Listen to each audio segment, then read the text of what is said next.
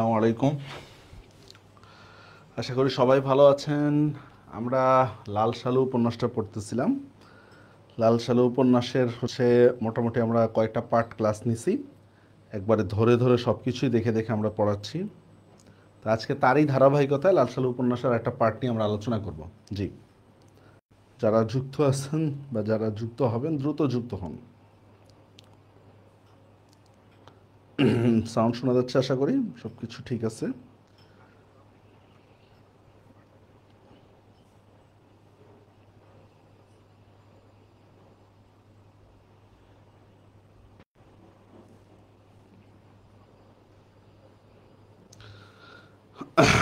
আচ্ছা, আমরা আগের ক্লাস পর্যন্ত দেখছিলাম যে হাসুনির মার প্রতি একটা আছে, ইন্টারেস্টিং কি বলে আকর্ষণের একটা বিষয় আছে, ওটুকু আমরা পড়ছিলাম। এরপর দেখি আমরা বাকি যে মসজিদের ঘরের মধ্যে যে বিভিন্ন ধান থেকে শুরু করে বিভিন্ন আসে, তার সচ্ছলতা কিভাবে আসে সেই বিষয়গুলো নিয়ে আমরা আলোচনা শুরু করে দেবো। ওকে, রেডি? তো দেখেন, মসজিদের সচ্ছলতা, তো সচ্ছলতা আসে কিভাবে? সে তো পরিশ্রম করার মাধ্যমে আসলে তার সচ্ছলতাটা আসে না, ঠিক না? তার আসে মানুষ তাকে ভক্তি করে যে টাকা পয়সাটা দেয়, হাদিয়া যেটাকে আমরা বলি, এইটাই। দেখেন, লোকদের সে যে যাই বলুক, বতর দিনে মানে ধান কাটার দিনে মজিদ তার অভিনয় গ্রামে, মজিদ কিন্তু ভুলে যায় তার গ্রাম অভিনয়, তার কোন পালা, মানে গ্রামের মধ্যে তার কোন দায়িত্বটা, এটা কিন্তু মজিদ ভুলে যায়। মজিদ যেখানে সবসময় ধর্ম নিয়ে পড়ে থাকার কথা, সেখানে মজিদও ধানের হিসাব, কতটুকু কি আসছে না আসছে, মানে অর্থ সম্পদের প্রতি যে একটা আগ্রহ, সেটা বেড়ে যায় তার। এটা বলতেছে, দেখেন, ধর্মের কথা ভুলে দুনিয়ার কথা তার মনে পড়ে, এটাই বলতেছে। মাজারের পাশে গত বছর ওঠানো টিন, ভালো কথা। আর বেড়ার পাশে মগরা, মগরা মগরা মানে মটকা টাইপের, মটকা যেমন গ্রামের মধ্যে মটকা থাকে, মুরগি ডিম টিম পাড়ে, এই টাইপের মটকা। হ্যাঁ হ্যাঁ, মটকা টাইপের মগরা মগরা ধানে ভরে ওঠে। মাজার জিয়ারত করতে এসে লোকেরা চেয়ে চেয়ে দেখে, আর চেয়ে চেয়ে দেখে তার ধান, মানে তার যে সচ্ছলতার বিষয়টা বা তার যে উন্নতির যে বিষয়টা, এটা মাজার জিয়ারত করতে এসে লোকেরা দেখে। গভীর বিস্ময়ে তারা ধীরে ধীরে মাথা নাড়ে, আল্লাহ খোদাই দেনে ওলা, ঠিক আছে, মজিদকে অভিনন্দিত করে। শুনে মজিদ মুখ গম্ভীর করে, বুঝছেন? এখন মজিদ টাকা পয়সার প্রতি যে তার একটা আকর্ষণ, এইটা বুঝায় না। মজিদ গম্ভীর করে রাখে মুখটা, দাড়িতে হাত বুলিয়ে দিয়ে আকাশের পানে তাকায়, বলে খোদার রহমত, খোদাই রিজিক দেনেওয়ালা, ভালো কথা। তারপর ইঙ্গিতে মাজারের প্রতি দৃষ্টি আকর্ষণ করে বলে, আর তানার দোয়া, তানা মানে মাজারের কথা বলতেছে, তার দোয়া, খোদাই দেনেওয়ালা, আর তার উসিলার কারণে কি আমরা এত ধান পাইতেছি বা আমরা এত সচ্ছল হইতেছি, ভালো কথা। শুনে কারো কারো চোখ ছলছল করে ওঠে। কি শুনে? মানে ধর্মের কথা শুনে চোখ ছলছল করে ওঠে, আর আবেগে রুদ্ধ হয়ে আসে। আল্লাহ আল্লাহ আল্লাহ। আচ্ছা, কেন আসবে না? ধান হয়েছে এবার। মসজিদের ঘরে যেমন মগরাগুলো উপচে পড়ছে, উপচে পড়া মানে প্রচুর পরিমাণে ধান হওয়া, প্রচুর পরিমাণে হওয়া, উপচে পড়ছে। তেমনি ঘরে ধানের শীষ, হ্যাঁ, ঘরে ধানের, ঘরে ঘরে ধানের বন্যা। তবে জীবনে যারা অনেক দেখেছে, মানে যারা অভিজ্ঞ লোক, তাদের কথা বলতেছে। হ্যাঁ, যেমন আমরা একটা প্রবাদ বাক্য বলি যে এরকম, যে যত হাসি তত কান্না, বলে গেছে সামথিং এই টাইপের। হ্যাঁ, দেখি আমরা, যারা সমঝদার, যারা অহংকার দাবিয়ে রাখে, ঠিক আছে, তারা চুপচাপ থাকে, কারণ এক বছর ধান বেশি হবে, পরের বছর কিন্তু ধান কম হইতে পারে, এটা বলতেছে। ধানের প্রাচুর্য কারো কারো বুক আশঙ্কাও জাগে। কিসের? পরবর্তী বছর ধান কম হওয়ার আশঙ্কা। কিসের আশঙ্কা? পরবর্তী বছর ধান কম হইতে পারে, এই আশঙ্কার কথা বলতেছে। বস্তুত মসজিদকে দেখে তাদের আসল কথা স্মরণ হয়। মসজিদকে দেখলেই ধর্মের কথা স্মরণ হয়। যেমন টিচারকে দেখলে একটা স্টুডেন্টের পড়ার কথা স্মরণ হয়। খোদার রহমত না হলে মাঠে মাঠে ধান হতে পারে না। তার রহমত যদি শুকিয়ে যায়, বর্ষিত যদি না হয়, এখানে রহমত দ্বারা, রহমত শুকিয়ে যাওয়া মানে বৃষ্টির কথা আমরা বলতে পারি, বৃষ্টি, ঠিক আছে, বর্ষিত না হয়, বা খোদার রহমত যদি বর্ষিত না হয়, তবে খামার শূন্য হয়ে যায়, বৃষ্টিও বাদ দেন, অনেক কিছুই হতে পারে, তবে খামার শূন্য হয়ে খাঁ খাঁ করে।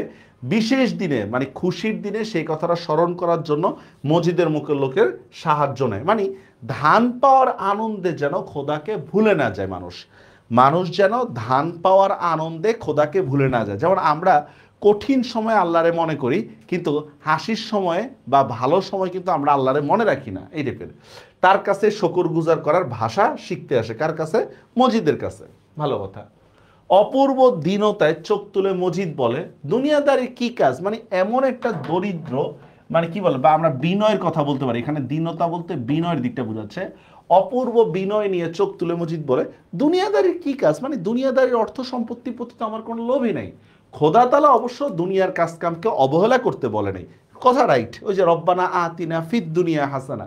কিন্তু যার অন্তরে খোদা রাসূলের স্পর্শ লাগে তার কি দুনিয়াদারি ভালো লাগে? মানে যার মধ্যে পরকালের চিন্তা, যার মধ্যে চলে আসে পরকালের চিন্তা, তার কি আর এগুলা ভাল লাগে? এগুলা কখনোই ভাল লাগে না। এটা মজিদের উক্তি, অথচ সে কিন্তু মাজার নিয়ে এই ব্যবসাটা করতেছে, কিন্তু তার আর্থিক সচ্ছলতার জন্যই কিন্তু সেই মাজার নিয়ে ব্যবসাটা করতেছে, ঠিক না? তার আর্থিক সচ্ছলতার জন্য।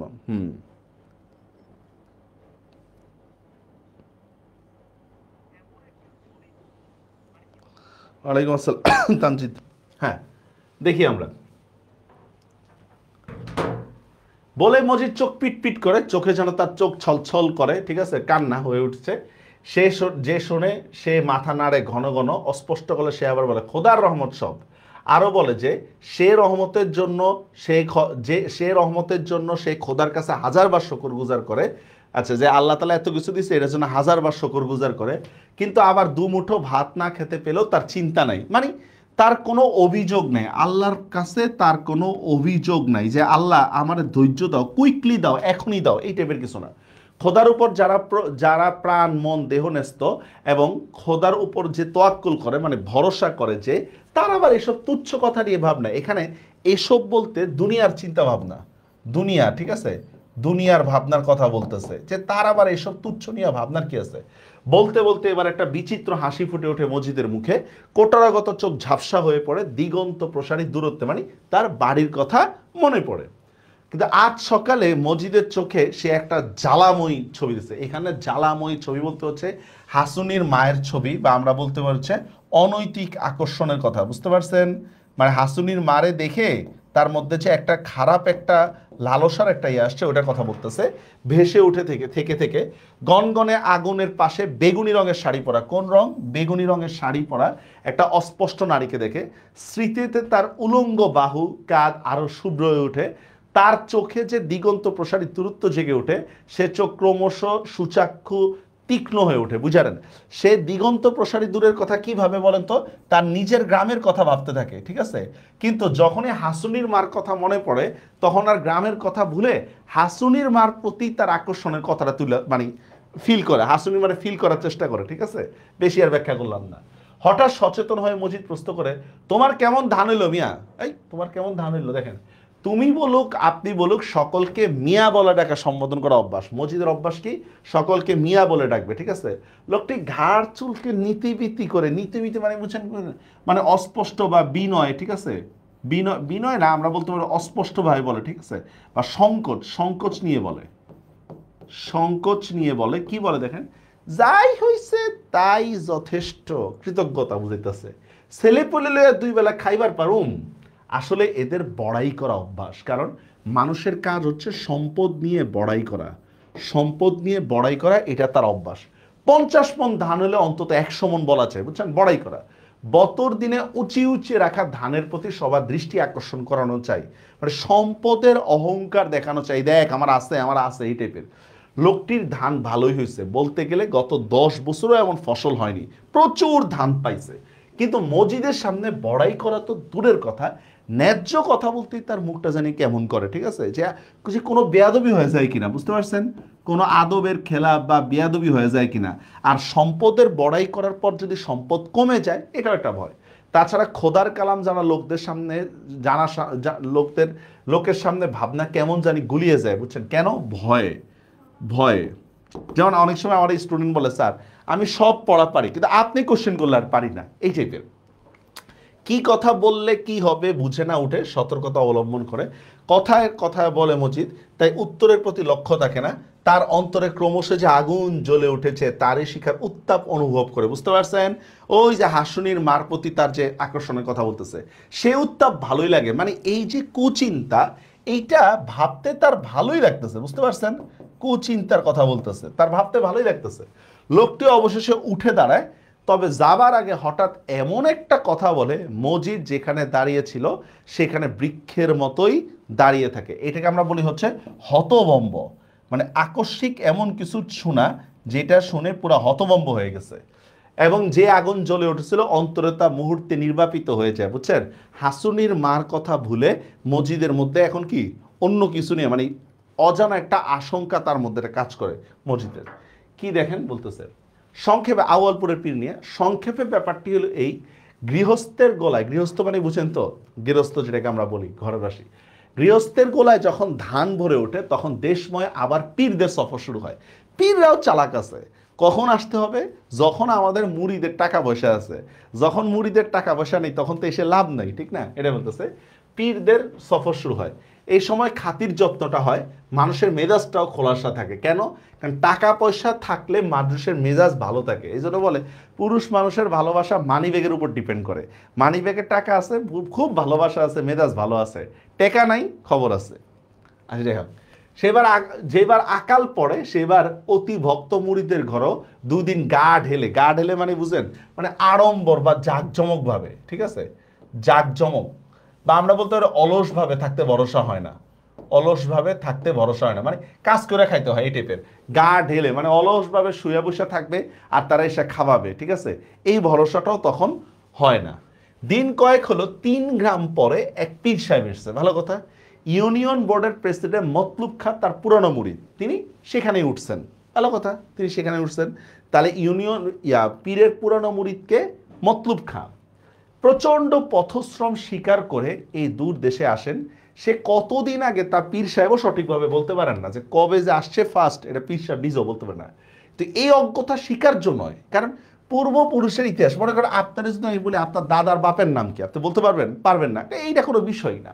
এই অজ্ঞতা স্বীকার্য নয় বলে কোনো এক পাঠান বাদশার মৃত্যুর সাথে হিসাব করে যে স্মরণীয় আগমনকে একটা নির্দিষ্ট সময়ের মধ্যে নির্বিঘ্নিত করা হয়। কোনো এক পাঠান বাদশার আগমনের সাথে, ওই যে আমরা বলি না এরকম, ইরাক থেকে আমার দাদা আসছিল বা সিরিয়া থেকে আমার দাদা আসছিল, আগের বংশধরদের গর্ব প্রকাশের ক্ষেত্রে, এই টাইপের। শাহজালালের ক্ষেত্রে যেটা আমরা বলি, যে দেশ ছেড়ে এসেছেন সেই দেশের সঙ্গে আজ অবশ্য কোনো সম্বন্ধ নাই। মানে পীর সাহেবের জন্ম যে পীর সাহেবের পূর্বপুরুষরা যে দেশে ছিল সেই দেশে কিন্তু এখন যান না। যেমন শাহজালাল রহমতুল্লাহের জন্ম যে দেশে, উনি তো ওই দেশে এখন জনপ্রিয় না, উনি বাংলাদেশে জনপ্রিয়। ঠিক পীর সাহেবের পূর্বপুরুষ যেই দেশে ছিল সেই দেশে কি এখন যায় না, এই টাইপের। ওয়ালাইকুম আসসালাম। মানে যে দেশ ছেড়ে এসেছেন সে দেশে এখন তার অবশ্য কোনো সম্বন্ধ নাই, কেবল বৃহৎ খড়গনাশা। খড়গনাশা হচ্ছে লম্বা নাক। এটা কোত্থেকে পাইছে ভাই? এটা হচ্ছে জিনগতভাবে, নৃতাত্ত্বিক, বুঝছেন তো, বা আমরা কি বলতে পারি, জিনগতভাবে এটা পাইছে। যেমন পাকিস্তানিরা, কাশ্মীরিরা জিনগতভাবে একরকম না, বাঙালিরা জিনগতভাবে একটু খাটো না, এটাই বলতেছে। তো পূর্বপুরুষের থেকে কি পাইছে? লম্বা নাক পাইছে, আর কিছু না। গৌরবর্ণ চেহারাটি ছাড়া। ময়মনসিংহ জেলার, দেখছেন কোন জেলা? ময়মনসিংহ। ময়মনসিংহ জেলার কোনো এক অঞ্চলে বংশানুক্রমে বাস করছেন বলে তাদের ভাষাটাও এমন বিশুদ্ধভাবে স্থানীয় রূপ লাভ করেছিল যে মুরিদারি কাজ করার প্রাক্কালে, মানে পীরগিরি করার আগে উত্তর ভারতে কোনো এক স্থানে গিয়ে উর্দু জবান ইস্তেমাল করে আসতে শিখেছিল। মানে বিষয়টা বুঝেন নাই আপনারা। এটা হচ্ছে দেখেন, পীর সাহেবের বংশধররা বংশানুক্রমে বাংলাদেশে বসবাস করতেছে। ভালো কথা। তো এখন বাংলাদেশে যখন বসবাস করতেছে, তো তখন বাংলা ভাষাটা আয়ত্ত হয়ে গেছে, ময়মনসিংহ অঞ্চলের ভাষাটা আয়ত্ত হয়ে গেছে। এখন ময়মনসিংহের মানুষকে যদি আমি ময়মনসিংহ ভাষায় কথা বলি, তারা এটার কিছু মনে করবে না। যেমন আমি নিজেই দেখছি যে চট্টগ্রামের স্টুডেন্টরা চট্টগ্রামের টিচারদেরকে অনেক সময় লাইক করে না। কেন? চট্টগ্রামের লোক কী হবে আর। রাজশাহীর স্টুডেন্টরা অনেক সময় রাজশাহীর টিচারদেরকে এরকম করে, আঞ্চলিকতা, ঠিক আছে। তারা কি চায়? ঢাকায়া একটা সফিস্টিকেটেড একটা ভাব থাকবে, ঠিক আছে। তো পীর সাহেব পীরগিরি করার পূর্বে তার ভাষাটা ছিল সাধারণ মানুষের মতো ভাষা, চাষা ভূষার মতো ভাষা ছিল। তো এইটা তো অভিজাততন্ত্র যে একটা ভাব বা অভিজাত হওয়ার যে একটা ভাব, এটা তো প্রমাণ করে না। এই জন্য পীর সাহেব কি করছে? ভারতে গিয়ে, এখানে ভারত দেওয়া না, হ্যাঁ, উত্তর ভারতে গিয়ে উর্দু শিখে এসে তারপর পীর সাহেবগিরি করতেছে। মনে করেন আমি আপনাদেরকে বাংলাতে একটা লেকচার দিচ্ছি, এটা কোনো বিষয় হলো, এটা তো সবাই পারে। আমি আপনাকে বাংলার লেকচারটাই ইংরেজিতে দিচ্ছি, হ্যাঁ সামথিং স্যার অনেক জানে, এই টাইপের। বুঝতে পারছেন বিষয়টা? উর্দু ভাষা ইস্তেমাল করে আসতে হয়েছিল। ভালো কথা। তারপর কি হয়েছে? পীর সাহেবের খ্যাতির শেষ নাই, আর মারাত্মক খ্যাতি। তার সম্বন্ধে গল্পের মানে অলৌকিক কাহিনীরও শেষ নেই। সেই গল্প তার রুহানি তাকত ও কাশফ নিয়ে, মানে আধ্যাত্মিক শক্তি নিয়ে। ভালো কথা, মাজারের ছায়ার তলে আছে বলে সমাজে জানাজা পড়ান খনকার মোল্লার চেয়ে মসজিদের স্থান অনেক উঁচুতে। ওই সময় পুরো 2-3 গ্রাম ঘুরে একটা জানাজা নামাজ পড়ানোর লোক ছিল না। তো ওইখানে কে ছিল? খনকার মোল্লা ছিল। মসজিদ আসার আগে খনকার মোল্লা নামাজ পড়াইতো, তবে মসজিদের অবস্থানটা খনকার মোল্লার চেয়ে অনেক উপরে। তো রুহানি তাকত, রুহানি তাকত মানে বুঝেন স্যার, আধ্যাত্মিক শক্তি নেই, আধ্যাত্মিক শক্তি। আচ্ছা, আধ্যাত্মিক শক্তি মানেটা কি একটু বলি। আধ্যাত্মিক শক্তি বুঝতে সুবিধা হবে, এটা কি দেওয়া যায় উদাহরণ। আচ্ছা, এক লোকে এক পীর সাহেবের কাছে যা বলতেছে যে হুজুর নামাজ কালাম পড়ি কিন্তু তেমন কোনো মজা পাই না। আরে ভাই, নামাজ পড়ো, মজা পাও না কেন? পীর সাহেব বুঝতে পারছে। তুমি এক কাজ করবা, তুমি প্রতিদিন এক এক মসজিদে নামাজ পড়বা, আলাদা আলাদা একটা মসজিদে নামাজ পড়বা, প্রতি ওয়াক্ত নামাজ পড়া ইয়ার মধ্যে ঘোষণা দিবা, মানে দরজা দ্বারা ঘোষণা দিবা, ভাই সব আমার মধ্যে অহংকার অনেক ঢুকে গেছে, আপনারা আমার জন্য দোয়া করবেন, ঠিক আছে, যেন আমি ভালো হইতে পারি। দেখেন কত বড় শাস্তি, অহংকারের কথা বলবে সবাই সামনে। তো যখন এই কয়েকটা মসজিদে সেইভাবে ঘোষণা দিছে, তখন তার মধ্যে আসলে একটা পরিবর্তন আসছে যে আইরে, মানুষের সামনে আমি আমার দোষের কথা বলতেছি, মানুষ আমার কি মনে করবে? মানুষ তো অবশ্যই খারাপ মনে করতেছে, ঠিক না? তো মানুষ খারাপ মনে করতেছে, এই চিন্তাটা যখন তার মধ্যে আসছে, অহংকারটা দূর হয়ে গেছে। মানে একবারে দূর হয় না, অহংকারটা দূর হয়ে গেছে। এবার বলতেছে যে না, এবার আমি একটু নামাজ পড়া শান্তি পাইতেছি, কারণ আমি যে অন্যের চেয়ে ভালো, এই জিনিসটা আমার মধ্যে এখন নাই। তো এটা আধ্যাত্মিক বিষয়, যারা এই লাইনে কাজ করে তারা বলতে পারে, ঠিক আছে, আমাদের মতো লোকের জন্য না। এটা খুবই ইম্পর্টেন্ট। আচ্ছা, যাই হোক, রুহানি তাকত নেই বলে, তাকত শব্দের অর্থ শক্তি, বুঝছেন? তাকত শব্দের অর্থ শক্তি, অন্তরে দীনতা বোধ করে, বুঝছেন? মানে একটা অন্তরে একটা সংকোচ বোধ করে যে আরে আমার মধ্যে এই আধ্যাত্মিক শক্তি নেই। কখনো কখনো খোলাখুলিভাবে লোক সম্মুখে সে দীনতা ব্যক্ত করে, কিন্তু এমন ভাষায় ও ভঙ্গিতে যে তা মহৎ ব্যক্তির দীনতা প্রকাশ পর্যায়ের গিয়ে পড়ে এবং প্রতিক্রিয়া লক্ষ্য করে মসজিদ নিশ্চিন্ত থাকে। মানে আধ্যাত্মিক শক্তি না থাকলেও গ্রামবাসীরা আপত্তি করে না, গ্রামবাসীরা আপত্তি করে না। মনে করেন আমি না, কোনো একটা সেলিব্রিটির বিরুদ্ধে প্রচুর অভিযোগ, মারাত্মক অভিযোগ, ঠিক আছে, আপনারা খায়া ফেলবেন, মাইরা ফেলবেন। তো সেলিব্রিটি পরবর্তীতে পোস্ট দিল, সরি আমার এই কাজটা করা ঠিক হয়নি, আপনারা ক্ষমা সুন্দর দৃষ্টিতে দেখবেন। দেখবেন অর্ধেক ঠিক হয়ে গেছে। হ্যাঁ, এই টাইপের যে মসজিদ তার ভুলটা বলে যে আমার মধ্যে আধ্যাত্মিক শক্তি নেই, তো গ্রামের মানুষ এটা নিয়ে আপত্তি করে না, স্বাভাবিক, সবার মধ্যে তো সব কিছু থাকবে না। আচ্ছা, কিন্তু জাদ্রেল পীররা যখন, আচ্ছা জাদ্রেল মানে নাম করা পীরদের কথা বলতেছে, বুঝতে পারছেন? নাম করা পীরদের কথা। জাদ্রেল পীররা যখন আশেপাশে এসে আস্তানা গাড়ে, তখন কিন্তু মসজিদ শঙ্কিত হয়ে পড়ে। কেন? মসজিদের মাজারের ব্যবসার ভয়। কারণ অন্য পীরদের প্রতি মানুষের ভক্তি যদি বেশি থাকে, তাহলে তো মসজিদের প্রতি থাকবে না। ভয় হয় তার বিস্তৃত প্রভাব কৃষ্ণপক্ষের চাঁদের মতো মিলিয়ে যাবে। দেখছেন, এই যে প্রভাবের কথা বলতেছে এখানে, মানে কৃষ্ণপক্ষের চাঁদের মতো মিলিয়ে যাবে। চাঁদের আলো যেমন কৃষ্ণপক্ষের চাঁদ অমাবস্যার মধ্যে মিলে যায় না অমাবস্যার সময়, ঠিক এখানেও সেম কথা বলছে, কৃষ্ণপক্ষের চাঁদের মতো মিলিয়ে যাবে এবং অন্য এক ব্যক্তি এসে যে বৃহৎ মায়াজাল বিস্তার করবে, তাতে সবাই একে একে জড়িয়ে পড়বে, ঠিক আছে। অন্যের আত্মার শক্তি তো অবশ্য মসজিদের খাঁটি বিশ্বাসটাই, মানে মসজিদ এই পীরগিরিতে বিশ্বাস করে না, অন্যের উপর তার একটা অবিশ্বাস কাজ করে। আপন হাতে সৃষ্ট মাজারের পাশে বসে দুনিয়ার অনেক কিছু দিয়ে তার বিশ্বাস হয় না, কারণ মসজিদ নিজে 2 নম্বর, এই জন্য সবারই তার 2 নম্বর মনে হয়। কথাটাই বুঝতে পারছেন? মসজিদ যেহেতু 2 নম্বর লোক, এই জন্য সবাইকে সে সন্দেহের দৃষ্টিতে দেখে, কিন্তু মানুষের সামনে তো বলা যাবে না, তাহলে খবর আছে। তবে এসব কথা তার অন্তরের কথা, প্রকাশের কথা নয়। অতএব কিছুমাত্র বিশ্বাস ছাড়াও সে আশ্চর্য ধৈর্য সহকারে অন্যের ক্ষমতার ভূয়সী প্রশংসা করে, বলে খোদা তালার ভেদ বোঝা কি সহজ? মানে অন্য পীরের শক্তির প্রতি সমর্থন, কার মধ্যে তিনি কোন বস্তু দিয়েছেন সে কেবল তিনি বলতে পারেন। দেখছেন, মানে প্রকাশ্যে সে কি করে? প্রশংসা করে, তা আসলে ভিতরে ভিতরে সে কিন্তু বিশ্বাস করে না। মুনাফিকি টাইপের, আমরা এরকমই। এবার মসজিদের মন কিন্তু কদিন ধরে কেন থমথম করে? কেন? অনিশ্চিত ভবিষ্যতের জন্য। সবাই যদি আউয়ালপুরের পীরের কাছে চলে যায়, তাহলে আমার দিকে, আমার মাজারে টাকা দিবে কে? দেখেন, সব সময় হাওয়ায় বেশি আসে পীর সাহেবের কার্যকলাপের কথা, আর গ্রামের মানুষ তো মনে করেন মারাত্মক বাড়ায় বাড়ায় কথা বলে। এদিকে মাজারের লোকদের আসা যাওয়া প্রায় থেমে যায়, দেখছেন, প্রায় থেমে যায়। বতর দিনে মানুষের কাজের অন্ত নাই, ঠিক মানে ধান কাটার সময় মানুষের হাতে প্রচুর কাজ থাকে, এটা ঠিক, যেটুকু অবসর পায় তা তারা ব্যয় করে পীর সাহেবের বাতরস স্ফীত পদজলে। বাতরস মানে বুঝেন, এই দেখেন বাতের রোগে আক্রান্ত, বাতের রোগে আক্রান্ত কি এক পীর সাহেব আছে আঙ্গুল চোষায়, ঠিক আছে, পায়ের আঙ্গুল চোষায়, এরকম অনেক মানে হচ্ছে মানে কি বলবো এটা অসমর্থিত কার্যকলাপ কিন্তু গ্রাম অঞ্চলের মধ্যে আছে। অনেক আছে গোসল করে না এই টাইপের। একবার চুমু দেবার আশায়, পদচুম্বন অবশ্য সবার ভাগ্যে ঘটে না, মারাত্মক। এই জন্য মনে রাখবেন স্যার, মূর্খের ভক্তির চেয়ে জ্ঞানের শত্রুতা অনেক ভালো, মূর্খের ভক্তির চেয়ে জ্ঞানীর শত্রুতা অনেক ভালো। তো এখানে এরা এই যে ভক্ত এগুলো আছে এরা মূর্খ, এরা একবারে পীর সাহেবরে খোদা বানায় দিতেছে, এর চেয়ে জ্ঞানীর শত্রুতাটা অনেক ভালো। দিনের পর দিন ভিড় ঠেলে অতি নিকটে পৌঁছে অনেক সময় বাসনা চরিতার্থ হয় না। কোনটা বাসনা বলেন তো? পায়ে চুমা দেওয়া, পায়ে চুমা দেওয়া এইটাই হচ্ছে বাসনা। সন্নিকটে গিয়ে মানে কাছাকাছি গিয়ে তার নুরানি চেহারা দীপ্তি দেখে কারো কারো চোখ ঝলসে যায়, কারো এমন চোখ ভাসানো কান্না পায় যে তার আর এগোবার আশা ত্যাগ করতে হয়। ভালো কথা। ভাগ্যবান যারা তারা পীর সাহেবের হাতের স্পর্শ থেকে শুরু করে দুই একটা আদেশ উপদেশ বা তামাক গন্ধ ভারী বুকের হাওয়া লাভ করে। পীর সাহেবও কিন্তু তামাক খায়, বুঝছেন, তামাক খায়। ওই যে দেখছেন না আপনারা বিভিন্ন ওয়াজ, হুজুর ওয়াজ করতেছে, হুজুরে সুমা দিয়ে দিতেছে, এই টাইপের আবেগ এসকো। রাত্রে বিশ্লেষ হয়ে মসজিদ গম্ভীর হয়ে থাকে, রহিমা গা টেপে, কিন্তু টেপে যেন আস্ত পাথর, মানে চিন্তায় মসজিদের শরীর একবারে পাথরের রূপ ধারণ করে, চিন্তায় মসজিদের শরীর পাথরের রূপ ধারণ করে। অবশেষে মসজিদকে সে প্রশ্ন করে, আপনার কি হয়েছে? মসজিদ কিছু বলে না।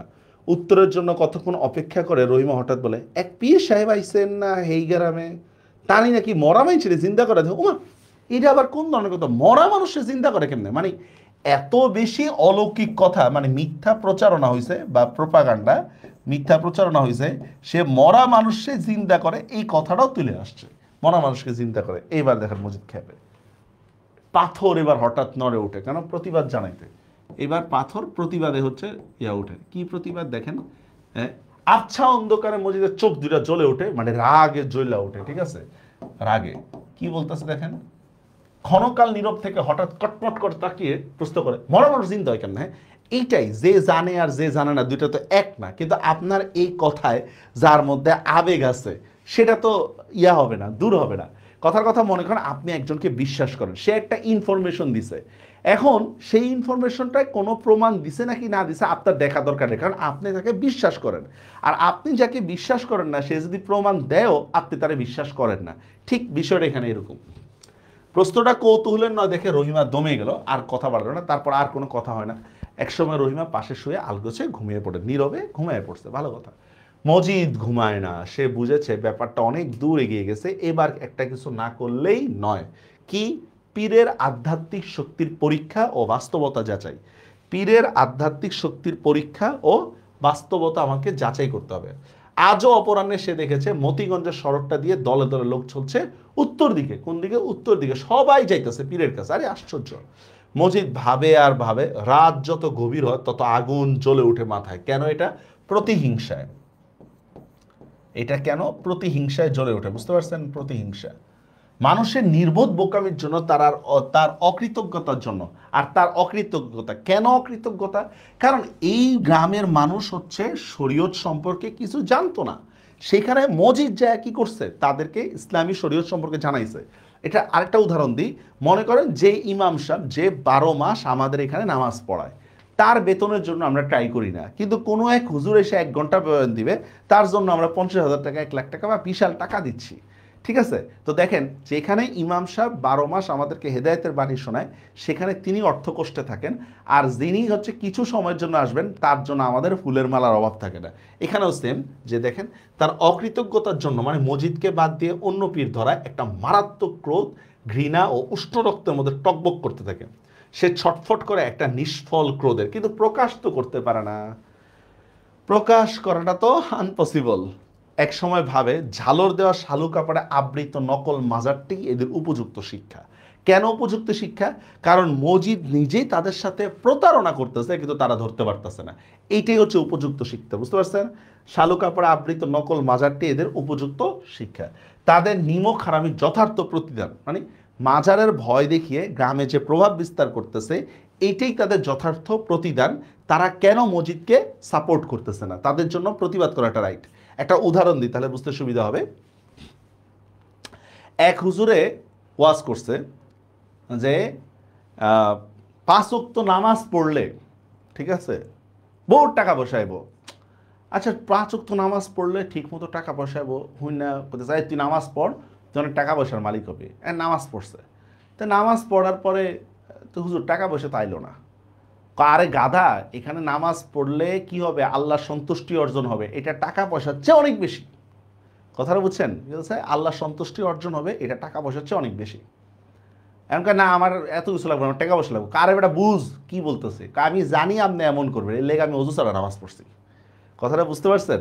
তো মজিদ জানে যে কি গ্রামবাসী প্রতারক, গ্রামবাসী ইয়ানা মানে কি বলে অকৃতজ্ঞ, এই জন্য মজিদ শুরু থেকে প্রতারণা করতেছে এবং এটা রাইট মজিদের মতে।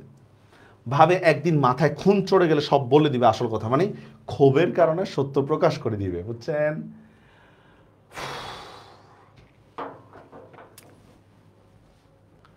বুঝতেছেন আপনারা? কোনো কোশ্চেন আছে যারা আছেন? এবার দেখেন গেছে মসজিদে, একজন বলল যে বট গাছের তলায় তিনি যে বসে আছে তখন আচ্ছা মসজিদে একজনের বলছিল যে পীর সাহেব কথায় কই যে বট গাছের তলায় যে বসে আছে, ভালো কথা। তখন মাঘের শেষে তবু জনসমুদ্রের উত্তাপে পীর সাহেবের গরম লেগেছে বলে তার গায়ে হাতির কানের মতো মস্ত ঝালরলা পাখা দিয়ে বাতাস করতেছে, বুঝতে পারছেন? হাতির গরম, ঠান্ডার মধ্যেও পীর সাহেবের গরম লেগে গেছে, কেন অনেক মানুষ কেবল সেই পাখাটা থেকে দূরে নজরে পড়ে, পীর সাহেবরা দেখা যেতেছে না, দূর থেকে শুধু পাখাটা দেখা যেতেছে। মুখ তুলে রেখে ভিড় ঠেলে মানে এই যে মাফলারটা আছে না, এটা মুখের মধ্যে তুলে রেখে ভিড় ঠেলে এগিয়ে যেতে লাগলো মসজিদ। সামনে শত শত লোক সব বিভোর হয়ে, বুঝছো, বিভোর মানে আগ্রহ, একেবারে আগ্রহ নিয়ে বসে আছে। পীর সাহেব কি বলবে, কিছুই কয় নাই, তাতেই কেউ কাউকে লক্ষ্য করবার কথা নয়, সবাই পীরের দিকে তাকায় রয়েছে। মসজিদকে চেনে এমন লোক ভিড়ের মধ্যে অনেক আছে, কিন্তু তারা কেউ তাকে চিনে না, দেখছেন? মানে একটা মসজিদের কোনো দামই নেই এই টাইপের। যেন বিশাল সূর্যোদয় হয়েছে আর সেই আলোয় প্রদীপের আলো নিশ্চিহ্ন হয়ে গেছে। দেখেন সূর্যের আলো আর প্রদীপের আলো দুইটা কি এক? কখনোই এক না। প্রদীপ কতটুকু অল্প একটু আলোকিত করতে পারে, আর সূর্য কি করে পুরা পৃথিবীকে আলোকিত করতে পারে। তো এইটাই বলতেছে, মসজিদকে তুলনা দিচ্ছে শুধুমাত্র কি মতিগঞ্জের জায়গাটা, মানে মোহাম্মদনগর গ্রামের জায়গাটা নিয়ে, যে মসজিদ হচ্ছে একটা প্রদীপের মতো আর পীর সাহেব হচ্ছে সূর্যের মতো। প্রদীপ যেমন সূর্যের সাথে টিকে টিকে থাকতে পারে না, তেমনিভাবে হচ্ছে মসজিদও পীর সাহেবের প্রভাবের সামনে টিকে থাকতে পারতেছে না। এটাই বলতেছে, দেখেন যেমন বিশাল সূর্যোদয় হয়েছে আর সেই আলোয় প্রদীপের আলো নিশ্চিহ্ন হয়ে গেছে, মানে মসজিদের প্রভাব নিমিষেই মিলিয়ে গেছে। গ্রামবাসী তাকে দেখেও না দেখার ভান করতেছে, গ্রামবাসী তাকে দেখেও না দেখার ভান করতেছে, এটাই বলতেছে।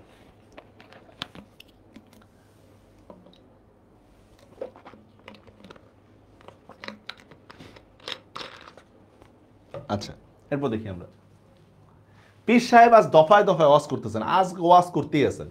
যখন ওয়াজ শেষ করে তিনি বসে পড়েন তখন অনেকক্ষণ ধরে তার বিশাল বপু মানে শরীর দ্রুত শ্বাসের তালে তালে উঠে ওঠানামা করে, আর শুভ্র চড়া কপালে ওঠার জমা জমা বিন্দু ঘাম খোলা মাঠের উজ্জ্বল আলোয় চকচক করে। সাদা মানুষ তো গরমিয়া হইলে যা হয়, পাখা হাতে দাঁড়িয়ে সে লোকটি জোরে জোরে হাত চালায়, হুজুর ওয়াজ করতেই আছে। এ দেখেন এই সময় পীর সাহেবের প্রধান মুরিদ মতলুব মিয়া হুজুরের গুণাগুণ সহজ ভাষায় বর্ণনা ব্যাখ্যা করে বলে কি বলে, দেখেন এই কথা সর্বজন বিদিত যে পীর সাহেব সূর্যকে ধরে রাখার ক্ষমতা রাখেন, দেখছেন? মানে কি পরিমাণ প্রোপাগান্ডা। স্যার প্রোপাগান্ডা শুধু পীর সাহেবের ক্ষেত্রে বললেই হবে না, অনলাইনে আমাদের নামেও অনেক প্রোপাগান্ডা আছে, আমাদের নামেও কম না, ইভেন এটা বিশ্বাসও করে। আমার মনে আছে একটা নাটকের মধ্যে এমন দেখছিলাম যে একটা পাগল যে কোনো একটা লোকের ব্যাপারে বলে স্কুল ঘরে কি হইয়াছে কি হইয়াছে কি হইয়াছে, এরকম বলতেছে। চেয়ারম্যানের বাসার সামনে এসে বলতেছে স্কুল ঘরে কি হইয়াছে কি হইয়াছে কি হয়েছে, চেয়ারম্যানের বউ শুনে, আরে স্কুল ঘরে কি হয়েছে, নিশ্চিত কোনো ঝামেলা আছে। পাগল বলেই না যে কি হয়েছে না হয়েছে, ঠিক আছে? অন্য কারো কাছে যায়, চেয়ারম্যানের ব্যাপারে বলে স্কুল ঘরে কি হইয়াছে কি হয়েছে, কি হয়েছে। চেয়ারম্যানও ভয় পেয়ে যায়, কি হয়েছে তুই আমার নামে কি কস, ঠিক আছে? সবাই পাগলের বিশ্বাস করা শুরু করছে, এখন পাগল এখনো কিছু বলেই নেই। শেষ পর্যন্ত পাগল বলতেছে যে স্কুল ঘরের পিছনে একটা গরু মরছে, এটাই হচ্ছে কি হইয়াছে কি হইয়াছে, বুঝছেন? তো এই যে এরকম সাসপেন্স রাখা, ঠিক আছে, সাসপেন্স রাখা, আজকে একজনের খবর আছে, ভাই কার খবর আছে কি আছে না আছে ইত্যাদি, আমরা আবার সেই কথাগুলো বিশ্বাসও করি। তো এখানে দেখেন যে আমি সবসময় একটা কথা বলি যে মানে কোনো গল্প বা কিছু পড়ার আগে নিজের দিকটার সাথে একটু মিলাই দেখবেন, তাহলে বুঝতে পারবেন যে কি বলছেন। পীর সাহেব সূর্যকে ধরে রাখার ক্ষমতা রাখেন, বুঝছেন? কি অন্ধবিশ্বাস, প্রোপাগান্ডা। উদাহরণ দিয়ে বলে হয়তো যে তিনি এমন এক জরুরি কাজে আটকে আছেন যে ওধারে জোহরের নামাজ সময় গড়িয়ে যাচ্ছে, কিন্তু তাহলে কি হবে, তিনি যতক্ষণ পর্যন্ত না হুকুম দেবেন ততক্ষণ পর্যন্ত সূর্য এক আঙ্গুলও নড়তে পারে না। দেখতে পাচ্ছেন কি অবস্থাটা, কি পরিমাণ অন্ধবিশ্বাস। তাহলে কি হবে, হ্যাঁ, শুনে কেউ আহা মানি মাথা না খাটায়া ভক্তিতেই হয়ে গেছে, বুঝছেন? বিশ্বাস মারাত্মক বাংলাদেশ বাঙালিদের। আহা কারো বা আবার ঢুকরে কান্নায়, আহা এটার মধ্যে কান্নার কি হয়েছে, কিছুই হয়নি, তাই কান্দাছে। কেবল মসজিদের চেহারা কঠিন হয়ে ওঠে, কারণ মিথ্যা গাল গল্প শুনে। এখন সমস্যাটা কোথায়? সমস্যা হচ্ছে মসজিদ তো জানলেওয়ালা, মানে এদের তুলনায় মসজিদ জ্ঞানী, এই জন্য মসজিদের মধ্যে ইয়া নেই, কোনো আবেগ নেই। ঠিক তেমনিভাবে ফেসবুকে আসেন, ইউটিউবে আসেন বা সোশ্যাল মিডিয়ায় আসেন, আপনি একটা জিনিস জানেন, কথার কথা একটা আইনজীবী বা একজন উকিল বা সামথিং আরও বড় ব্যবসায়ী, সে একটা জিনিস জানে, আর আমার মতো ইন্টারের পোলা পাইন বা মেট্রিকের পোলা পাইন বা আমার মতো যদু মধুরা কিছু জানে না। আমি একটা কমেন্ট করে দিলাম, কিছুই জানোস না তুই, ঠিক আছে, অবাক কিরে ভাই, তাহলে আমি পিএইচডি নিলাম কার জন্য?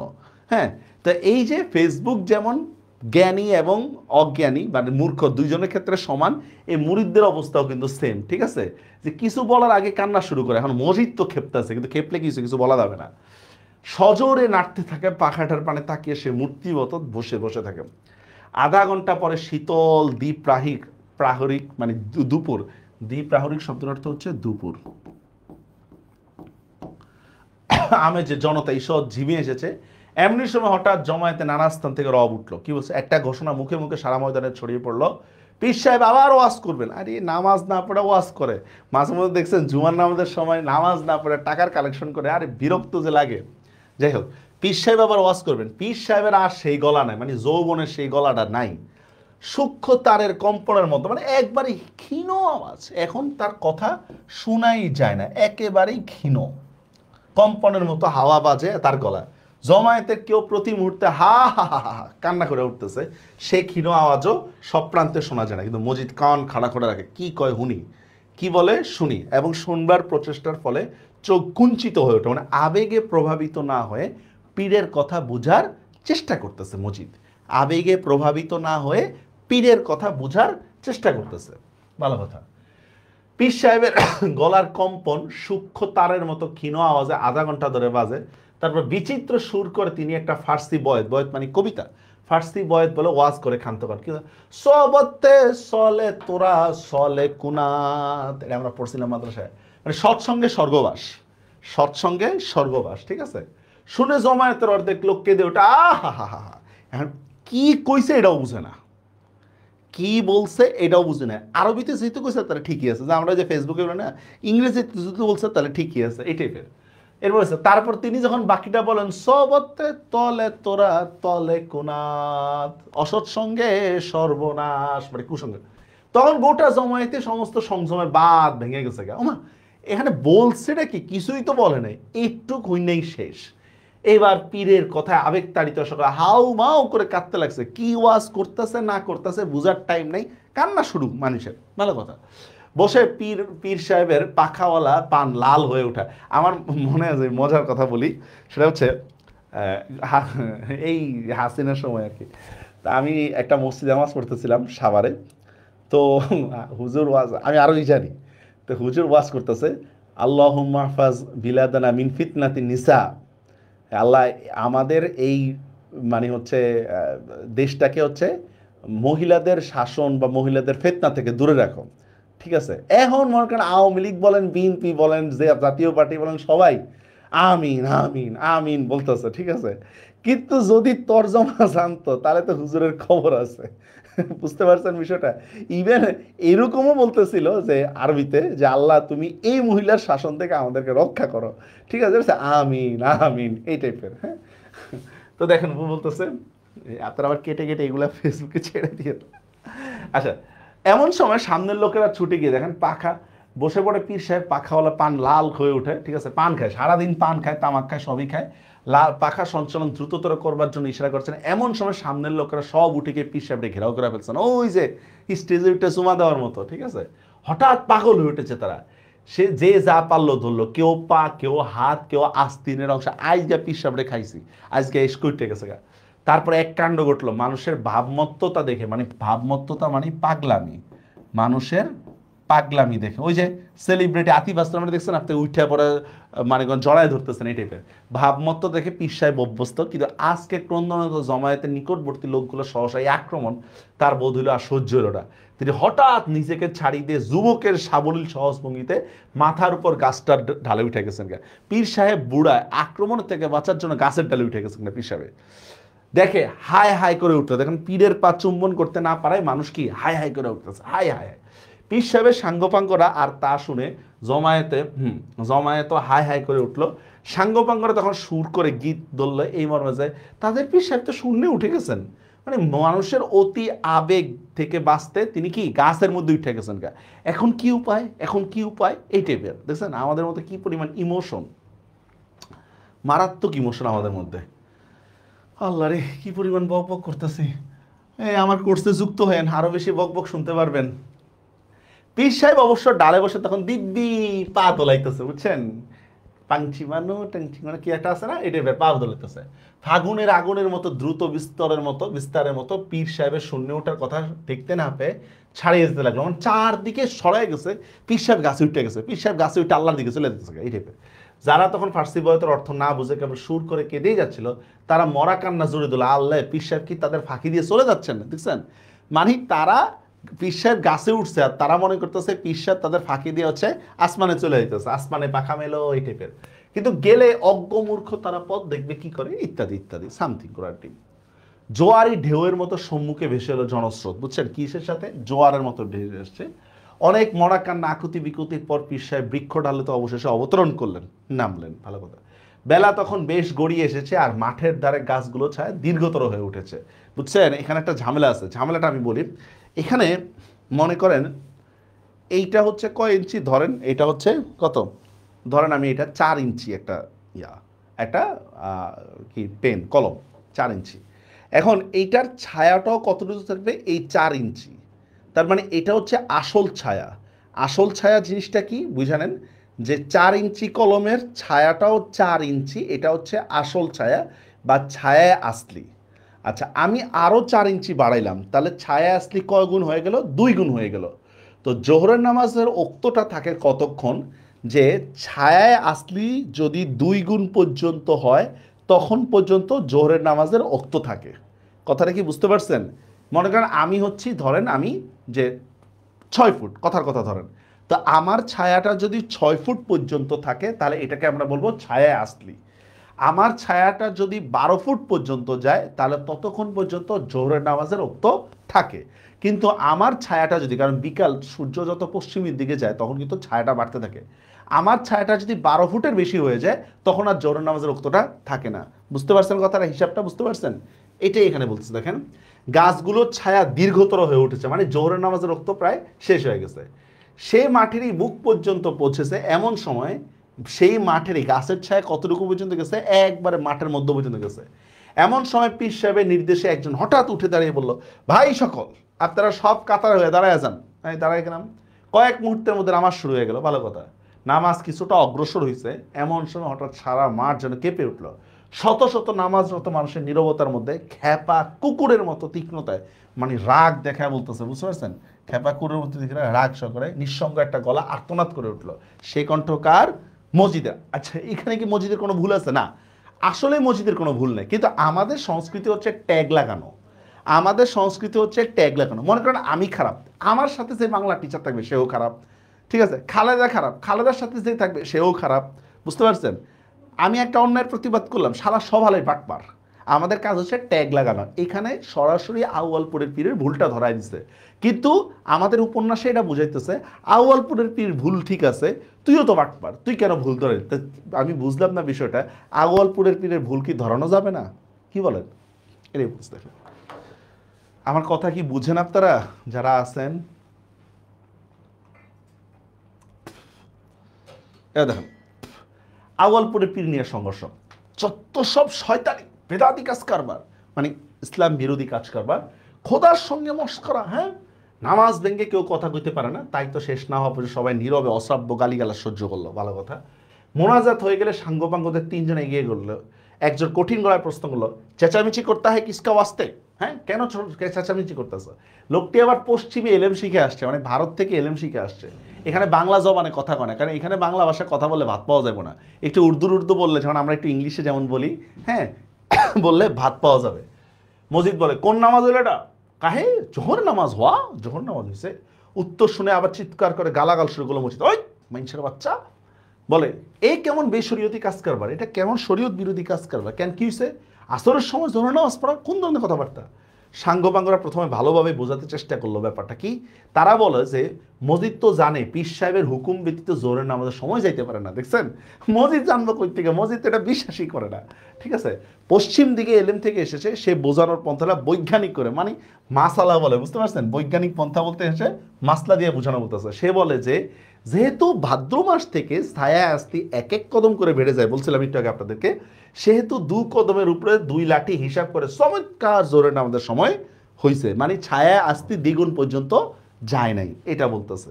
বুঝতে পারছেন? আগে যে এটা ব্যাখ্যা করলাম। মসজিদ বলে, মাপো মাপো। পীর সাহেবের সাঙ্গপাঙ্গরা যত দূর পর্যন্ত দীর্ঘ 6 কদম ফেলে মাপা এবং 2 লাঠি যোগ করে যখন ছায়া নাগাল পেল না, তখন বলল, তর্ক যখন শুরু হয়েছিল তখন ছায়া ঠিক নাগালের মধ্যে আসছিল, মানে নামাজ যখন শুরু হয়েছিল তখন ছায়া ঠিকই আসছিল, হ্যাঁ, এখন বেড়ে গেছে গা। পীরের প্রতি অন্ধবিশ্বাস কি দেখছেন? মানে ডিরেক্টলি নামাজের সময়ের বাহিরে তারা নামাজ পড়তেছে, কিন্তু পীরের প্রতি কি অন্ধবিশ্বাস।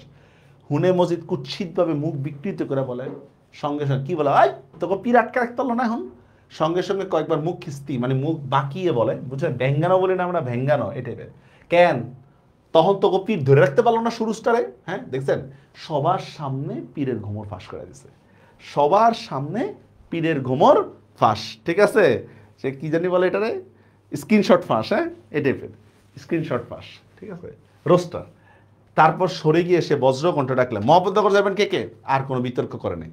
তার উদ্দেশ্যটা সফল হয়েছে। মসজিদের এখানে যে উদ্দেশ্যটা কিন্তু সফল। সে জনগণের সামনে ভুলটা ধরাই দিছে, আর কোনো বিতর্কে যায় নাই। মহব্বতগর গ্রামের লোকেরা এতক্ষণ বিমূঢ় হয়ে, মানে হতভম্ব হয়ে ব্যাপারটা দেখতেছিল। মানে ওরা তো আর বুঝে না যে এলেম কি আছে না আছে, এটা তো আর ওরা বুঝে না। কারো মনে ভয় হইতেছিল, এই বুঝি পীর সাহেবের সাঙ্গপাঙ্গরা ঠেঙায় দেয় মসজিদের, দিলাম পিড়া। এবার তার ডাক শুনে একে একে তারা ভিড় থেকে খসে এলো, মানে দূরে সরে এলো। মতিগঞ্জের সড়কে উঠে ফিরতি পথ ধরে মসজিদ একবার পেছনে ফিরে থু বলে, তওবা। নিঃশ্বাসের নিচে শয়তানটাকে, হ্যাঁ, নিঃশ্বাসের অশ্রাব্য ভাষায় গালিগালাজ করলো। তারপর নিঃশ্বাসের নিচে মানে হচ্ছে স্যার গোপনে বা নীরবে ইয়া করা। ঠিক আছে, কারণ মসজিদ যদি গালিগালাজ করে তাহলে মানুষে কি করবো, আরে বাপ রে বাপ, পীর সাহেব দিয়ে গালিগালাজও করে। এটা খুবই গুরুত্বপূর্ণ। কেন গুরুত্বপূর্ণ দেখেন, আপনি আমি বাসায় বা পার্সোনাল লাইফে যা ইচ্ছা তাই হই না কেন, ঠিক আছে, সোশ্যাল মিডিয়াতে আমরা কোনো গালিগালাজ করে কোনো কমেন্ট পোস্ট ইত্যাদি করবো না। ঠিক আছে, আর অপ্রয়োজনীয় ক্ষেত্রে তো আরও আগে না। তুই একটা মাইন্সের বাচ্চা, এটা আসলে তেমন কোনো একটা গালি না। ঠিক আছে, কিন্তু মানে স্ল্যাং যেগুলা ভাইরাল স্ল্যাং, এগুলা যদি ইউজ করেন, আপনার মা বাবা থাকে ফেসবুকে, আপনার ভাই থাকতে পারে, আপনার বোন থাকতে পারে, আপনার প্রিয়জন থাকতে পারে, এরা দেখে কি মনে করবে বলেন তো? যেই ছেলেটা ফেসবুকে স্ল্যাং ইউজ করতে পারে, সে ছেলেটা বাস্তবে কি কতটা ভালো না খারাপ, কি বলা হয়? হ্যাঁ, এই টাইপের। দেখেন, নিঃশ্বাসের নিচে শয়তানকে অশ্রাব্য বাড়ি গালিগালাজ করলো, তারপর দ্রুত পায়ে হাঁটতে লাগলো। সঙ্গের লোকেরা কিন্তু কিছুই বললো না, তারা বুঝতেছেও না কি হয়েছে। তারা যদিও মসজিদকে অনুসরণ করে বাড়ি ফিরে চলেছে, কিন্তু মন তাদের দোটানায় দ্বন্দ্ব লেগে গেল যে মসজিদ বড় নাকি পীর সাহেব বড়, কে বড়? মসজিদ বড় না পীর সাহেব বড়? চোখে তাদের এখনো অশ্রুর রেখা, মানে পীরের বয়ানের প্রভাবটা এখনো রয়ে গেছে। তাদের পীরের বয়ানের প্রভাব এখন রয়ে গেছে, কিন্তু বুঝতে পারতেছে না কিরে, মসজিদ বড় পীর সাহেব নাকি আউয়ালপুরের পীর বড় পীর সাহেব। সে রাত্রে ব্যাপারীকে নিয়ে এক জরুরি মিটিং বসলো। দেখছেন, সবাই এসে জমলে মসজিদ সকলের পানে কয়েকবার তাকালো। তার চোখে জ্বলছে একটা জ্বালাময় কিন্তু পবিত্র ক্রোধ। কেন পবিত্র ক্রোধ? কারণ গ্রামবাসীকে বিভ্রান্ত থেকে মুক্ত করতে পারছে। গ্রামবাসীকে বিভ্রান্ত থেকে মুক্ত করতে পারছে, এইটা অবশ্যই একটা পবিত্র ক্রোধ। ঠিক আছে, শয়তানকে ধ্বংস করে, শয়তান বলতে কাকে বোঝাচ্ছে? পীর সাহেবকে ধ্বংস করে মূর্খ বিপদচালিত মানুষদের রক্ষা করার কল্যাণকর বাসনায় সমস্ত সত্তা সমুজ্জ্বল হয়ে উঠেছে। মজিদ গুরু গম্ভীর কণ্ঠের সংক্ষেপে তার বক্তব্য পেশ করলো। ভাই সকলে অবগত আছেন যে বেদাতি কোনো কিছু, বেদাত মানে শরীয়ত বিরোধী আর কি, বেদাতি কোনো কিছু খোদা তাআলার কাছে অপ্রিয়, এবং সে সত্যিকার মানুষ যারা যারা তাদেরকে তিনি দূরে থাকতে বলেছেন, ঠিক আছে। বেদাতি কাজ করব কখনোই মানুষ করতে পারে না। এই কথা তারা জানে যে শয়তান মানুষকে প্রলুব্ধ করার জন্য মনোমুগ্ধকর রূপ ধারণ করে সামনে উপস্থিত হয় এবং অত্যন্ত কৌশল সহকারে তাকে বিপথে চালিত করার প্রয়াস পায়। মানে শয়তান সবসময় এই কাজটা করে। শয়তানের সে রূপ যতই মনোমুগ্ধকর হোক না কেন, খোদার পথে যারা চলাচল করে তাদের পক্ষে সেই মুখোশ চিরে ফেলতে বিন্দুমাত্র দেরি হয় না, ঠিক আছে। এদিকে মসজিদ কিন্তু মাজার দিয়ে শিরকের গুনাহ করায়। তাছাড়া শয়তানের প্রচেষ্টা যত নিপুণই হোক না কেন, একটি দুর্বলতার জন্য তার সমস্ত কারসাজি ভণ্ডুল হয়ে যাবে। তা হলো বেদাতি কাজ কারবারের প্রতি শয়তানের প্রচণ্ড লোভ। এখানে এই কথা স্পষ্টভাবে বুঝতে হবে যে শয়তান যদি মানুষকে খোদার পথে নিয়ে গেল, তাহলে শয়তানের রইল কোথায়? তাহলে দেখেন প্রচ্ছন্ন বা পরোক্ষভাবে সে কিন্তু আউয়ালপুরের পীরকেই শয়তান বলে ভাষণ দিচ্ছে। আচ্ছা, এরপর দেখেন কি বলতেছে। ভনিতার পর মজিদ আসল কথায় আসে, একটু দম নিয়ে বলে, দেখেন আবার বক্তব্য শুরু করে। আউয়ালপুরের তথাকথিত যে পীর সাহেবের আগমন ঘটেছে তার কার্যকলাপ মনোযোগ দিয়ে লক্ষ্য করলে উক্ত মন্তব্যের যথার্থতা প্রমাণিত হয়, ঠিক আছে। ডিরেক্ট শয়তান না বললা যে শয়তানের মতোই মনে হয়। মুখোশ তার ঠিকই আছে, যে মুখোশকে ভুল করে মানুষ তার কবলে গিয়ে পড়বে। তো তার উদ্দেশ্য মানুষকে বিপথে নেয়া, খোদার পথ থেকে সরিয়ে জাহান্নামের দিকে পরিচালিত করা। ভালো, সে উদ্দেশ্যেই তথাকথিত পীরটি কৌশলে চরিতার্থ করার চেষ্টায় আছেন। 5 ওয়াক্ত নামাজের জন্য খোদা নির্দিষ্ট সময় করে দিচ্ছে, কিন্তু একটা ভুয়া কথা বলে তিনি এতগুলো মানুষকে প্রতিদিন নামাজ মকরুহ করে দিচ্ছেন। তার চক্রান্তে পড়ে কত মুসল্লি ইমানদার মানুষ যারা জীবনে একটিবার নামাজ কাজা করেননি খোদার কাছে গুনাহ করতেছেন। ভালো কথা, বিশাল বয়ান দিলেন মজিদ। এই পর্যন্ত বলে বিস্ময়ত স্তব্ধ লোকগুলোর পানে মজিদ কতক্ষণ চেয়ে থাকে, তারপর আরো কয়েক মুহূর্ত নীরবে দাঁড়িয়ে হাত বুলায়। মানে মনোভাবটা বোঝার চেষ্টা করে মজিদ, মানুষের মনোভাব বোঝার চেষ্টা করে, ঠিক আছে। মনোভাব বোঝার চেষ্টা করে, মানুষের মধ্যে একটা অভিপ্রাণ আসে। গলা কেসে এবার খালেক ব্যাপারী বৈঠকের পানে তাকিয়ে বাস খাই গলায় প্রশ্ন করে, শুনলেন তো ভাই সকল, সাব্যস্ত হলেও অন্তত এই গ্রামের কোনো মানুষ পীর সাহেবের ত্রিসীমানাও যাবে না, ঠিক আছে। রায়টা কারে দিয়ে দেওয়ায়? রায়টা দেওয়ায় হচ্ছে খালেক ব্যাপারী দিয়ে। মজিদ কিন্তু ডিরেক্ট কোনো রায় দেয় না। এরপর মহাব্বতকর লোকেরা গ্রাম যে আউয়ালপুরে একেবারেই গেল না সেটা না, গেছে গেছে কিন্তু কেন গেছে? গেল অন্য মতলবে, মানে সংঘর্ষ করতে, বুঝছেন। জিহাদি জোশে বলিয়ান, ঠিক আছে। হুজুর ওয়াজ করতেছে ঠান্ডা থাকতে, তুই ঠান্ডা থাকা, জিহাদি জোশে বলিয়ান। এরা শুধু মানে ইসলাম ধর্মের ক্ষেত্রে না, অন্য ধর্মের ক্ষেত্রেও সেম কথা। দেখেন পরদিন দুপুরে একদল যুবক মসজিদকে না জানিয়ে একটা জিহাদি জোশে বলিয়ান হয়ে হই হই রই রই, হ্যাঁ, পীর সাহেবের সবাই গিয়ে উপস্থিত হলো। মানে ধর্মীয় কারণে গ্রামবাসীর মধ্যে কি লেগে গেছে? বিভেদ লেগে গেছে, বুঝছেন। এবং পরে তারা বড় সড়কটার উত্তর দিকে না দিয়ে গেল দক্ষিণ দিকের করিমগঞ্জে। মানে আক্রমণ করে আর ফেরত আসতে পারে নাই। তারা আক্রমণ করে ফেরত আসতে পারে নাই, আক্রমণ করতে যায় নিজেরাই ধরা গেছে, ঠিক আছে। করিমগঞ্জে একটা হসপিটাল আছে। অপরাহ্নে সংবাদ পেলে মজিদ ক্যানভাসের জুতা পরে, মানে নরম জুতা পরে ছাতা বগলে করিমগঞ্জ গেল। হাসপাতালে আহত ব্যক্তিদের পাশে বসে, দেখছেন, সমবেদনা জানানো। সমবেদনা, মজিদ এই জিনিসটা ভালো পারে, সমবেদনা। বসে অনেকক্ষণ ধরে শয়তান ও খোদার কাজের তারতম্য আরো বিশদভাবে বুঝিয়ে বললো, বেহেশত ও দোজখের জলযন্ত্র বর্ণনা করলো। মানে বুঝছেন, মানে আক্রমণকারীদের মধ্যে অনুপ্রেরণা জগাইতে মজিদ বয়ান করে গেল যে তোমরা যেই কাজটা করছো এটা ভুল হয় নাই, ঠিক আছে। আমারে জ্বালায় গেলে ভালো হইতো, এটা কোনো ভুল হয় নাই, তোমাদের জান্নাত নিশ্চিত, এই টাইপের কথাবার্তা। কালো মিয়া গোঙায় কেন? যন্ত্রণায় গোঙাইতে থাকে, বুঝছেন, যন্ত্রণায়। চোখে তার বেদনার পানি। সে বলে শয়তানের ছেলেরা তার মাথা ফাটায় 2 ভাগ করে দিচ্ছে, মানে মাথা ফাটায় দিচ্ছে। মজিদ তাকিয়ে দেখে মস্ত ব্যান্ডেজ তার মাথায়। দেখে সে মাথা নাড়ে, দাড়িতে হাত বুলায়। তারপর দুনিয়া যে মস্ত বড় পরীক্ষার ক্ষেত্র তা মধুর সুললিত কণ্ঠে বুঝিয়ে বলে। কালো মিয়া শোনে কি জানে, এক গেয়ে সুরে গোঙাতে থাকে, যন্ত্রণায় গোঙাতে থাকে। কারণ যখন শরীর খারাপ থাকে তখন কি এই মানে বয়ান ঢুকে না, এ টাইপের। আচ্ছা, রাতে এশার নামাজ পড়ে বিদায় নিতে মজিদ হঠাৎ অন্তরে কেমন বিস্ময়কর ভাববোধ করে। কেন বিস্ময়কর ভাববোধ করে? মানে একটা আত্মতৃপ্তি। কেন আত্মতৃপ্তি তার মধ্যে আসছে? কারণ এখন মানুষ তার মাজারে আবার ফিরে আসবে। যে আউয়ালপুরের পীর থেকে যে থ্রেটটা ছিল এখন আর সেই থ্রেটটা নাই। কম্পাউন্ডারকে ডাক্তার মনে করে বলে, পোলাগুলি একটু দেখবেন, ওরা বড় সোয়াবের কাম করছে, ওদের যত্ন নিলে আপনারও সোয়াব হইব। ভালো কথা, ওদের যত্ন নিলে সোয়াব হইব। ভাং গাঁজা খাওয়া, রসকস শূন্য, হাড় গিলে চেহারা কম্পাউন্ডারের প্রথমে 2টা পয়সার লোভে তার চোখ চকচক করে উঠেছিল, মানে রোগীদের থেকে অত্যাধিক টাকা নেওয়ার প্ল্যান করছিল। কিন্তু সোয়াবের কথা শুনে একবার আপাদমস্তক মজিদকে দেখে নেয়, তারপর নিরুত্তরে হাতে শিশিটা বাঁকাতে বাঁকাতে অন্যত্র চলে যায়। দেখছেন, মানে আপনি চিকিৎসা করলে, অত্যাধিক বিল করলে টাকা পাবেন, এটার চেয়ে বড় বিষয় হচ্ছে আপনি সোয়াব পাবেন। এই জন্য আর এই বেড়া আর কোনো প্রতিবাদ করে না। গ্রামে ফিরে মজিদ কালু মিয়ার বাপের সঙ্গে 2-4টি কথা কয়। বুড়ো এক সিলিম তামাক এনে দেয়। দেখছেন কি তামাক এনে দিছে। মজিদ নিজে গিয়ে ছেলেকে দেখে এসেছে বলে কৃতজ্ঞতা তার। দেখছেন, মজিদ নিজে যা দেখে আসছে, চোখ ছলছল করে। হুকা তুলে নেওয়ার আগে মজিদ বলে, কোনো চিন্তা করবা না মিয়া, খোদা ভরসা।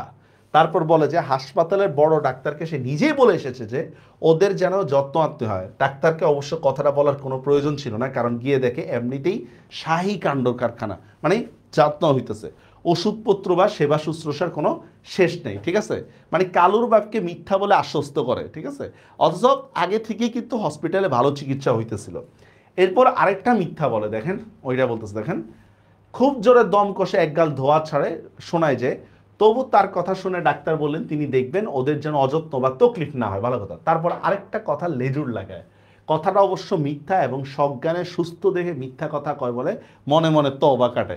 কিন্তু এখন দেখেন মিথ্যাটা বলে কেন? মানুষের মধ্যে প্রভাব বিস্তার করার জন্য। এটা কেমন? মনে করেন আমি যদি বলি আপনাদেরকে যে ভাই আমি যখন কলেজে পড়ছি পুরা 2 বছর আমি 14 দিনও কলেজে যাইনি, এটাই বাস্তবতা। ঠিক আছে, আমি আর ফাইনাল পরীক্ষাও ঠিক মতো দিই নাই। এখন এগুলা যদি আমি বলি আপনারা কি আমার কাছে পড়বেন? টোটালি আনপসিবল, কখনোই পড়বেন না। কিন্তু এটা সত্য। তাহলে আমাকে কি বলতে হবে বানায়া, আমি কলেজ কোনোদিনও মিস করি নাই, আমি কলেজের টপার ছিলাম। তখন আপনার মধ্যে একটা প্রীতি আসবে, ও স্যার যেহেতু টপার ছিল তাহলে আমাদেরকেও টপার করার ট্রাই করবে। ঠিক আছে, তো অথচ আমি কিন্তু জানি যে আমি মিথ্যা বলতেছি। তাই এই জন্য যারা মোটিভেশনাল স্পিকার হয় তারা ম্যাক্সিমাম ক্ষেত্রে মিথ্যা কথা বলে। আচ্ছা, কিন্তু কি যায়, দুনিয়াটা বড় বিচিত্র জায়গা। সময়ের সময় মিথ্যা কথা না বললে এই নয়, মানে মিথ্যা না বললে লোকদের নিকট মর্যাদা থাকে না। মিথ্যা না বললে লোকদের নিকট মর্যাদা থাকে না। ডাক্তার সাহেব তার মুরিদ কিনা, তাই মুজিদের বড় খাতি। দেখছেন, ডাক্তারও তার মুরিদ, অথচ ডাক্তার তারে চিনেই না। বাহিরে নিরুদ্বিগ্ন ও স্বচ্ছন্দ থাকলেও ভেতরে বেরো মজিদের মন কদিন ধরে চিন্তায় ঘুরপাক খায়। আউয়ালপুরে যে পীর সাহেব আস্তানে গেড়েছেন তিনি সোজা লোক নন, মানে নতুন আগমনকারী না। আউয়ালপুরে পীরের একটা যথেষ্ট পরিমাণে রেপুটেশন আছে। বহু পুরুষ আগে দীর্ঘ পথশ্রম স্বীকার করে আবক্ষ দাড়ি নিয়ে, আবক্ষ দাড়ি মানে যে বুক পর্যন্ত, আবক্ষ শব্দের অর্থ হচ্ছে বুক পর্যন্ত, আবক্ষ দাড়ি নিয়ে শানদার জুব্বা জুব্বা পরে যে লোকটি এই দেশে আসেন তার রক্ত ভাটির দেশের মেঘ পানিতে একেবারে আনোনা হয়ে যায়নি। মানে বুঝতে পারছেন আনোনা মানে কি? তার প্রভাব কমে যায়। আনোনা মানে হচ্ছে ভাটির দেশের মানুষের যুদ্ধ করার বা লড়াই করার মতো একটা ইয়া থাকে। ঠিক আছে, ভাটির দেশের মানুষের লড়াই করার একটা প্রবণতা থাকে। তো এখানে বলতেছে যে এ পীর সাহেবের লড়াই করার যে প্রবণতাটা এটা একেবারে দূর হয়ে যায়নি। এই বলতেছে। পরে যে লোকটি দেখুন আনোনা পানসে হয়ে গিয়ে থাকলো পীর সাহেবের শরীরে সেই ভাগ্যান্বেষী দুঃসাহসী ব্যক্তিরই রক্ত। ঠিক আছে, তা সেই দেখেন মানে একেবারে প্রভাব কমে গেল, প্রভাব কমছে কিন্তু এমন না যে প্রভাব নাই। কাজে একটা পাল্টা জবাবের অস্বস্তিকর প্রত্যাশায় থাকে মজিদ, মানে প্রতি আক্রমণ। মোহাম্মদনগর গ্রামের লোকেরা আর ওদিকে যায় না আক্রমণের ভয়ে। কাজে আক্রমণ যদি একান্ত আসে আগে ভাগে তার হদিস পাওয়ার কোনো জো নাই, মানে সন্ধান নাই। এই জন্য মসজিদের মনে অস্বস্তিটা রাত দিন আরো খচখচ করতে থাকে, আরে কি হয় না হয়। এবার দেখেন মসজিদ ও তরফ থেকে কিছু একটা আশা করলো কি হবে, 3 গ্রাম ডিঙে মোহাম্মদনগরে এসে মা হামলা করার কোনো খেয়াল পীর সাহেবের মনে ছিল না। তার প্রধান কারণ হচ্ছে তার জয়ীফ অবস্থা, কারণ পীর সাহেব দুর্বল ও বয়স্ক, এই জন্য সে কোনো হামলা করতে চায় নাই। এই বয়সে দাঙ্গাবাজি হই হাঙ্গামা তার আর ভাল লাগে না। দেখছেন, তার শান্তিপ্রিয় মানুষ। পীর সাহেব কি মোটামুটি শান্তিপ্রিয় মানুষ। মসজিদও তো পোলা প্যান্ডে কয়নি যে মারতে যা। সাগরেদদের মধ্যে কেউ কেউ বিশেষ করে প্রধান মুরিদ মত্তুব খা একটা জঙ্গি ভাব দেখালো, আজকে খেলাম উত্তরে জঙ্গি ভাব দেখালো। হুজুরের নিষ্পৃহতা দেখে শেষ পর্যন্ত তারা ঠান্ডা হয়ে যায়। পীর সাহেব অপরিসীম উদারতা দেখিয়ে বলে, কুত্তা তোমাকে কামড়ালে তুমিও কি উল্টা কুত্তারে কামড় দিবা? যুক্তি উপলব্ধি করে সাগরেদদের নিরস্ত্র হয়, তবু স্থির করে দেয় যে মসজিদ কিংবা তার চেলারা যদি আর কেউ যদি আসে তবে এক হাত দেখে নিবে, মানে আগ বাড়ায় আমরা আক্রমণ করবো না, কিন্তু আমাদেরকে কেউ মারতে আসলে তার খবর আছে, এটা বলতেছে। সেদিন কালুদের কল্লা যে ধর থেকে কেন আলাদা করতে পারেনি, মানে কালুদেরকে যে একবার কেন মাইরা ফেলতে পারে নাই, এই জন্য তাদের মনে প্রবল আফসোস হয়। তো যাই হোক, আজকের ক্লাসটা এতটুকু পর্যন্ত। ইনশাল্লাহ আমরা নেক্সট ক্লাসে নেক্সট পার্ট নিয়ে আলোচনা করব। ক্লাসগুলো কতটুকু উপকারী মনে হচ্ছে আমি জানি না, করতে পারলে ইনশাল্লাহ ভালো হবে। আর বাংলা রিলেটেড টপিক, বাংলায় যদি ভালো করতে চান, সরি ভালো করতে চান না, বাংলায় যদি পড়ার ইচ্ছা থাকে তাহলে আমাদের সাথে যুক্ত হতে পারেন। সবাই ভালো থাকবেন, আল্লাহ হাফেজ।